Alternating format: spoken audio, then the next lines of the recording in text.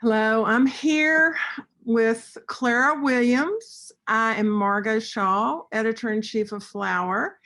Clara, on the other hand, is the brains and the visionary behind Clara Williams Company. One of the things that is so unique and exceptional about your line, your company, is this style mixology. Would you walk us through a little bit about the genesis of that, and then why that's so important to you, and why you think it's made the line so successful? And I think the versatility that I've landed on in this particular product line is something that I didn't anticipate coming up with. I didn't search for it, but when I found it, it made so much sense to me.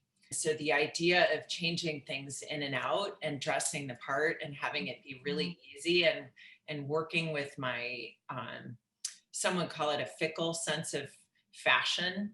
I love to be, sort of timely, but also classic at the same time.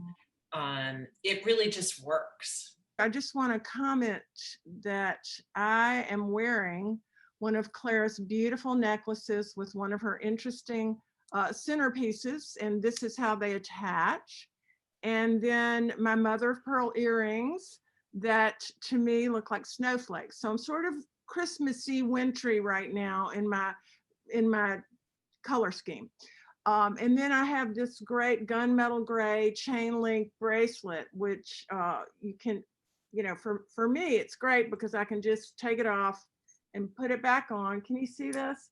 And it's magnetized. My favorite thing to gussy up with is my Clara Williams pearls, but they're joined in the center with a beautiful dove gray silk centerpiece like this one. And I get so many compliments. When you talk about the versatility and the beauty and the uniqueness, I think one of the things that's so important about what you're doing is you're giving women the opportunity to really reflect and represent who they are. Right. They get to take part in the design process, which I think is really important. And you never see yourself coming and going. The pieces are identifiable, but they're really special to you or to the woman that's wearing them. I think that's so important and so special because now, we can get anything from anywhere.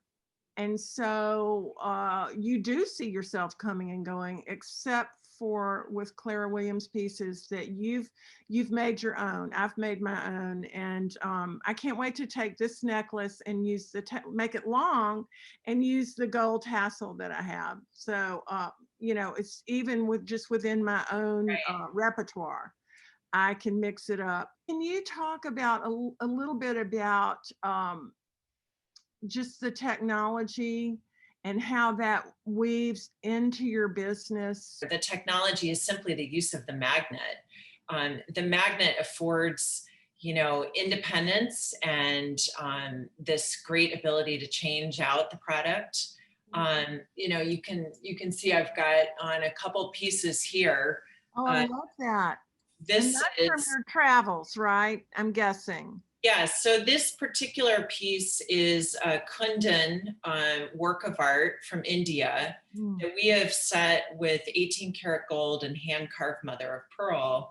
And it is married with a very high tech piece of jewelry, which is this beautifully braided 18 karat gold necklace called the Aspen necklace. And that is a mix of incredibly fine 18 karat wires and the 18 karat yellow gold accent pieces. So you could take this and then just quickly change it out for something like this, which is one of our Tibetan treasures. And it's a totally different look. Yeah. Which is really fun. But that's technology, working to our benefit to give us different looks at different moments. And I like the Aspen necklace by itself. I think it's just a cool, informal, almost industrial look. Does that make sense? Yeah. With all that wire. Yeah, and it's very today. as we're living in this COVID environment of the Mhm. casualization of America and the world. Um, and I think it, I think it marries very well with dressing up and dressing down. Yes, I have on my pajama bottoms, but you can't tell. Oh, Um, but no, I think it's so important to be practical right now. And that leads me to ask you a little bit about how things have shifted, if at all, any pivots in the business practices since COVID. I think in a way it has forced all of us to evolve. I also believe that it has given me an opportunity to be very creative, to have the luxury of time to slow down and to find other needs. We were laughing that, I mean, who knew that the next piece of jewelry would be masks? Well, we had the talent, we had the time, we thought everybody would want a reversible mask. So we've got our own Clara Williams reversible masks. We've just come out with a line of reversible paper placemats. And this was born out of having lots of family time. My daughter came home from college, my husband was home from the office. And I love real linens, but to cook 3 meals a day and to also have to iron the linens was a lot. So this enabled us to have a beautiful table, but then also have the fun of, a reversible concept, but also The mixology. easy. And so are those on the website? We have just put them on the website. Okay. Yeah. Because I do like that whole nod to, I mean, we still want to have style. We still want to be surrounded by beauty, but we don't, I can't, I mean, who's got time to hang over an ironing board? It's a gift to sit down at a beautifully decorated table. Mhm. And I think it makes everybody feel good to be, well dressed with their jewelry and their accessories, but then also to have their table well dressed. I agree. It's all part of beauty. So that leads me to want to ask you or talk to you a little bit about the heirloom nature of your pieces, because they're chic and they're fresh and innovative, but there's a timelessness as well. Well, That thank I don't you. know if that's intentional, but that's my read. Well, I think the heirloom nature is an interesting sort of subject because there's inherent value in passing these pieces on to the next generation, or having the fun of trading out pieces. Mhm. A mother and daughter can say, well, I really like that centerpiece, Mhm. or I really love those earrings and those drops. And Mhm. you can make things more traditional, you can make things more modern, more edgy. And so from a versatility perspective, they really do translate to different generations and different senses of style. On another note, we also will work with you or the customer to take old pieces that are actual heirlooms from your great grandmother or Mhm. someone. For example, pins. They are not very current, but they Mhm. could be beautiful centerpieces. So we can modify the pins to, say, for example, take an Art Deco pin and put it with a black leather necklace. It looks very stylish. Mhm. It's a nice way to get something out of the jewelry box, to have it be worn, and then to carry your loved one with you. Of Yeah, and it's a conversation piece. I want to pick your brain just a little bit more. Is that okay? course. Do you have a favorite piece for you that Mm. your go-to that you don't even think about it? You're going out, you want to put on something special that you love, that you feel like you, what do you grab? I have two pieces. One is This is actually brand new to the collection, but I designed this with the idea of really just being able to grab it and go. And this is a carved rock crystal. It's a teardrop cabochon. So it's flat on the back, and it has the hand cut mother of pearl on the back side. But it is, because it's neutral, it is timeless. And, you know, whether you wear it with an 18 karat gold necklace or you put it with something that has a lot of pizzazz, like this turquoise piece, the mother of pearl behind the rock crystal catches the light, and it's beguiling.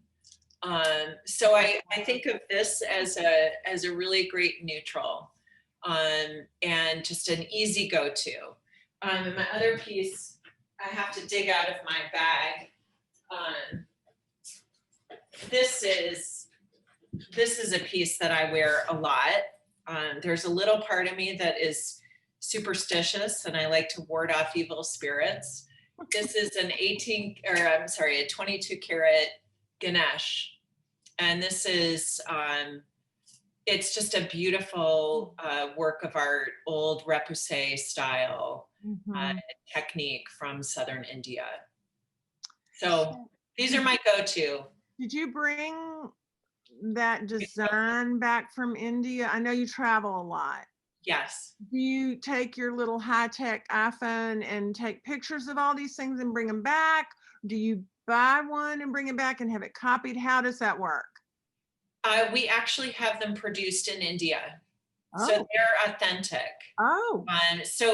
So what I'll do in the design process is to produce things in-house. And we also source from, you know, native artisans for the particular area or the style. This is a piece that I call a Tibetan treasure. This is in the Kundan style. And then, you know, these are stones that we have specifically cut for ourselves. And then they're set in the bezels here in Chicago in our studio. And so it's a mix, but everything is touched here in Chicago. Everything is finished here. We look at all of the quality. I think the mother of pearl back is, I haven't seen that. I mean, that may be somewhere in the world of jewelry, but I haven't seen it, and it just seems luminescent. It adds a dimension to the stones that you said are beguiling. That's a great word for that. And it also, you know, is important because the pieces need to be finished beautifully, front or back. Yeah. You know, and what are those little baubles at the bottom? The fringe, what are those made of? These are emeralds and pearls and diamond slices. I love that. They're works of art. Your pieces are well, and they're also very practical. You know, if I put this on, it's reversible, so you can wear it on the other side, which makes it a really wonderful piece to travel in. Like I said, I do love to travel, so to have that versatility, and you can bring one centerpiece, but you really got two, makes a big difference. I agree. And then you just have your basic, whether it's turquoise or the aspen or whatever, that's your canvas sort of. And then you just add color and shape and weight and scale with an interest. That's what keeps it. Good for you. Good for us who get to have some. We left, you know, we were trying to come up with the concept and the name. So the necklace is usually what we call or consider the foundation. And then this is the centerpiece. It's just like the centerpiece you would put on your table. It's where you want your eye to look. And it's really the focal point. And, you know, I will say this, Clara, it is so much richer to hear from you, to hear your heart about this design and your desires for women. And it's it just gives it so much more depth and so much richness.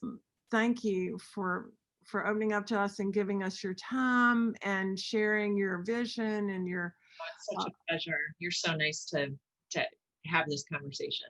We'll see you another time, I hope. I hope so too. Okay. Thanks, Clara.